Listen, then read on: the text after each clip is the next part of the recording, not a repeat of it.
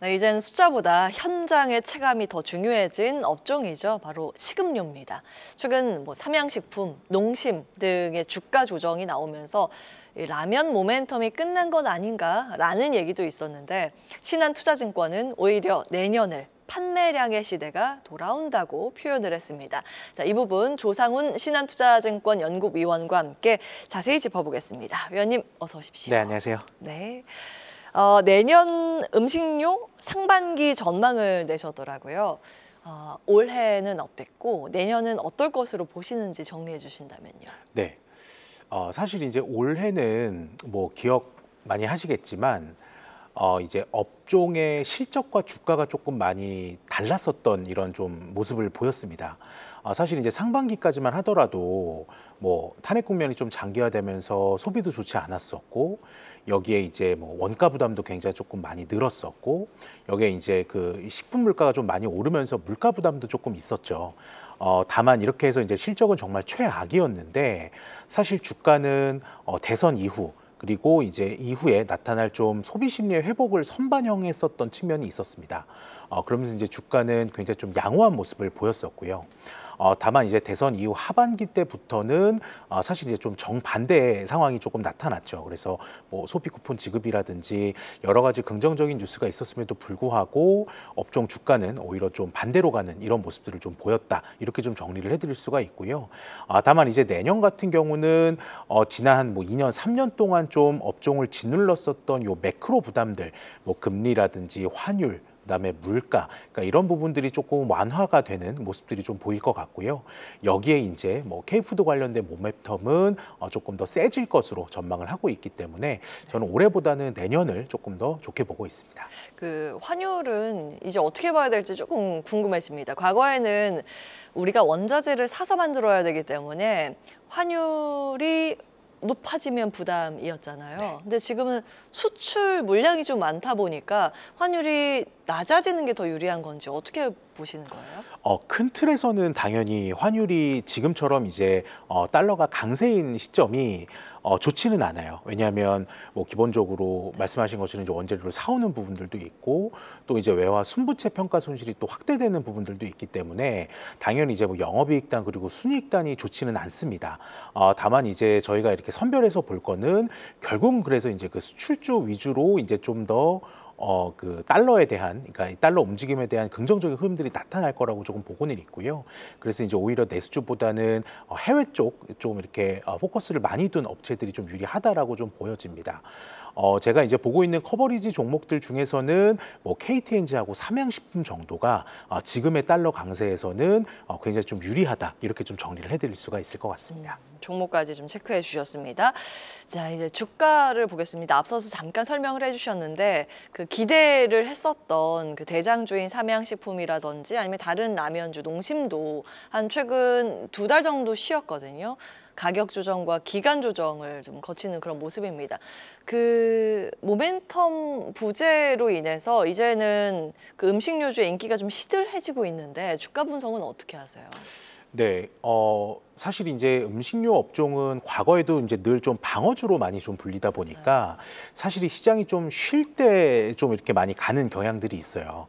그래서 이제 올해 상반기에는 그래서 이제 음식료가 좀 두각을 나타낸 반면에 사실 이제 최근에 어떻게 보면 시장에 올라오는 부분들은 이제 뭐 반도체라든지 특정 업종 위주가 좀 상승을 견인을 하고 있다 보니까 상대적으로는 좀 방어주로 인식되는 음식료 업종이 뭐 실적과 무관하게 좀 이렇게 주가가 많이 흔들리는 모습들을 좀 보이고는 있습니다. 사실 이제 이 부분과는 별개로 방금 이제 모멘텀 관련해서 조금 말씀을 해주셨지만 일단은 두 가지 측면인 것 같아요. 그러니까 첫 번째는 상반기에는 굉장히 가격 인상이 도미노처럼 일었습니다. 그러면 사실 이제 이렇게 가격 인상을 한 부분들이 하반기에 좀 이익 증가 효과로 나타나야 되는데 이 부분이 굉장히 좀 오래 걸렸었다는 거. 그리고 이제 두 번째는 방금 이제 앞에서도 이제 언급을 해주셨지만 사실 이제 9월 이후에 이제 좀 라면, 특히나 이제 미국으로 수출하는 라면의 수출 물량이 좀 이제 전월 대비 주춤주춤한 부분들도 조금 있었어요. 그래서 이런 부분들이 사실 이제 9월, 10월 삼양식품을 비롯한 이런 K푸드 관련된 업종의 주가를 좀 누르는 이런 요인으로 좀 작용을 했다고 보실 수도 있습니다. 예. 자, 앞으로 이제 품목별로 봤을 때 라면의 수출이 다시 확대될 가능성이 있는지 2026년 전망 리포트에서 판매량의 시대가 다시 찾아왔다라고 말씀을 해주셨습니다. 판매량은 어떤 이유로 늘어날 거라고 보세요? 네, 일단은 이제 뭐 국내랑 해외를 조금 더 이렇게 살펴봐야 될 것 같은데요. 일단 이제 국내 같은 경우는 워낙 이제 매크로 부담이 심했습니다. 뭐 금리, 환율, 아까 이제 말씀드린 이제 물가, 그러니까, 그러니까 이제 이런 매크로 부담들이 사실은 굉장히 이제 소비를 하기에는 굉장히 좀 어려운 환경으로 좀 부담이 있었고, 특히나 이런 부분들이 이제 필수 소비재라고 하는 음식료품의 소비를 계속 이제 좀 짓누르는 이런 모습들로 조금 작용을 했었거든요. 근데 결국은 이제 이런 매크로 부담들이 완화가 되면서 이 가격 저항들이 좀 점진적으로 회복될 것이다. 이렇게 저는 조금 전망을 하고 있습니다. 그래서 국내에서는 사실 이제 뭐 더 나빠지기보다는 이제는 조금 더 이제 완만한 회복을 이룰 것이다. 이렇게 조금 생각을 하고 있고요. 해외라면 조금 더 시각이 다릅니다. 해외 쪽은 어떻게 보면 이제 지금 막 고성장을 하는, 그리고 이제 저희가 알고 있는 뭐 메인스트림 채널에 들어가는 초입 국면이라고 조금 보실 수가 있고요. 이제 이 부분에 대응해서 뭐 기업들도 생산 설비를 늘린다든지 아니면 이제 마케팅 방식을 조금 바꾸는 이런 다양한 전략들을 통해서 좀 K푸드의 이제 물량을 조금 더 확대시키려는 이런 전략들을 조금 취하고 있거든요. 그러니까 이런 부분들이 저는 잘 먹힐 거라고 조금 보고는 있어서 네. 국내 그리고 해외에서 모두 이제 판매량의 시대가 다시 좀 도래할 거라고 좀 전망을 하고 있습니다.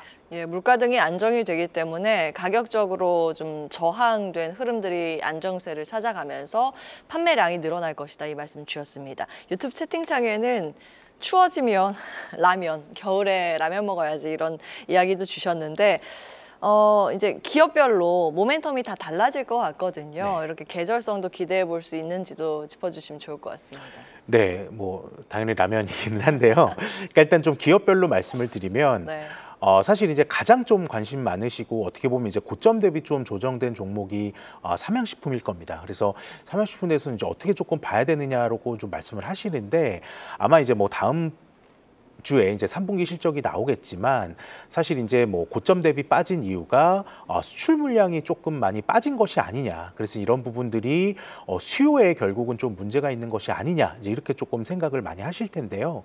사실은 이 미국의 관세가 발효되기 전에, 그러니까 2분기 때 좀 미리 보내놓은 부분들, 그리고 이제 지금은 어떻게 보면 관세가 확정이 됐지만 이 관세 불확실성이 조금 있었던 부분들도 있었습니다. 사실 그런 부분들 때문에 이제 3분기는 뭐 일시적으로 좀 부진할 수는 있겠지만 이 관세 여파를 좀 방어를 하기 위해서 최근에 이제 가격 인상도 진행을 했고요.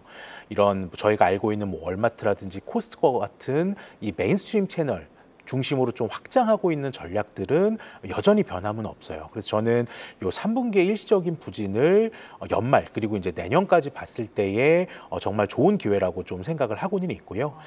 이제 뭐 7월에 밀양 2공장 지으면서 생산 개파 약 40% 정도 늘어난 부분들로 인해서 글로벌 침투가 좀 본격화되는 그런 초입이기 때문에 여전히 삼양식품은 좀 긍정적인 의견을 가지고 있습니다. 이 농심 같은 경우는 사실 이제 뭐 9월 달에 뭐 상한가를 간 적도 있었고, 이 캐대언 임팩트 때문에 사실은 굉장히 좀 주가가 단기간에 급증을 했었죠. 근데 이제 요 캐대언 제품의 콜라보 효과는 실적상으로는 그렇게 큰 이 영향을 미치지는 못합니다. 그래서 요 부분보다는 이제 그 신제품 툰바의 확장 속도가 저는 좀 관건이라고 보고는 있고요. 일단 뭐 11월부터 뭐 코스트코, 월마트 같은 이 미국의 이 메인스트림 채널과 좀 재계약을 하는 시점이기 때문에 이제 요때 이제 입점률이 굉장히 좀 상승하는 모습들을 많이 조금 보일 것 같아요. 그래서 역시나 3분기 실적 이후를 저희가 좀 이 기회로 좀 접근을 하자 이런 말씀을 좀 드립니다. 이외에 이제 K푸드 대장 노릇을 했었던 오리온 같은 경우는 사실 이제 가장 큰 비중을 차지하고 있는 중국 같은 경우가 계속 소비 침체 이야기 때문에 조금 부진하죠. 그래서 이제 요 중국에서의 어떤 그 소비 침체를 방어할 수 있는 채널들, 그러니까 예를 들면 뭐 간식점이라든지 이커머스 채널 같은 좀 소비 침체와 좀 무관하게 성장을 할 수 있는 요 채널에서의 성과가 좀 중요하다라고 생각이 들고요. 마지막으로는 이제 롯데그룹의 어떤 그 식품군 회사라고 볼 수 있는 롯데 웰푸드와 롯데 칠성 같은 경우는 이제 앞서 말씀드린 라면 업종과는 좀 다르게 서구권 중심이 아니라 이제 신흥국 위주로 좀 포트폴리오를 많이 조금 짜고 있죠. 그래서 롯데 칠성 같은 경우는 뭐 필리핀이라든지 파키스탄, 그리고 롯데 웰푸드는 이제 인도라든지 카자흐스탄 이런 신흥국 시장에서의 매출 성장률이 좀 지속적으로 유지가 되는지 이 부분에 저희가 좀 관심을 가질 필요가 있을 것 같습니다. 네. 자, 내년 초 이후에 이제 물량에 대한 기대감 때문에 음식료를 봐야 하는데, 그러니까 올해 말까지는 주가가 조정이 된다면 그것이 오히려 매수의 기회라는 말씀을 주셨고요. 종목별로는 삼양식품, 농심, 오리온, 롯데칠성과 롯데 웰푸드까지 투자 포인트 잡아봤습니다. 탑픽이 삼양식품이었습니다. 정리해 드립니다. 저희가 라면 이야기를 했고 추우면은 이제 뜨끈한 국물이 생각나서 라면 이야기를 했는데 결국엔 탑픽은 비빔라면이었고요.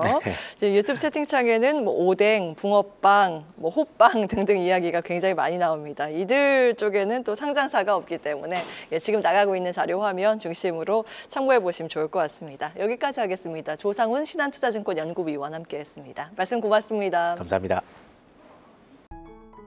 계속해서 다양한 경제 이슈를 알고 싶다면 구독과 좋아요, 알림 설정 부탁드립니다. AI 캐스터 권미정이었습니다.